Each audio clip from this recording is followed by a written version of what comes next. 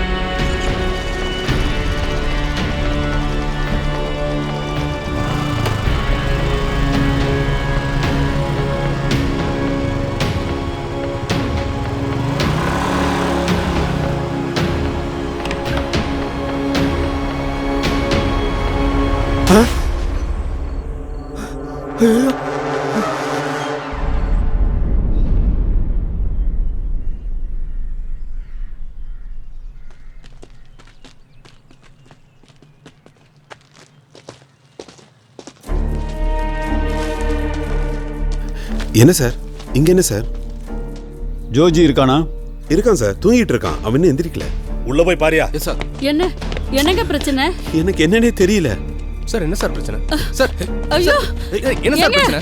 Sir விடுங்க sir. அம்மா அப்பா சார் விடுங்க சார். அம்மா ஜோஜி சார் அவன பண்ணிருக்க மாட்டான். அவன விடுங்க. சார் எதுக்கு சார்? சொல்லுங்க சார். என்ன சார் பிரச்சனை? பண்ணிருக்க மாட்டாங்க. சார் என்ன சார் கூட்டி போறீங்க? சார் அப்பா ஓடடா. சார் விடுங்க சார். நான் ஒண்ணும் பண்ணல சார். சார் சார் சொன்னா கேளுங்க சார். சார் விடுங்க சார். ஜோஜி என்ன பிரச்சனை? சார் என்னாச்சு? நான் இது பண்ணல சார். சார் ஜோஜி சார் என்ன சார் போறீங்க? என்னாச்சு? சார் விடுங்க சார். என்ன சார் பிரச்சனை? என்னாச்சு ஜோஜி? சார் நான் இது பண்ணல சார். சார் எதுக்கு சார் கூட்டி போறீங்க? சார் சொல்லுங்க சார். அம்மா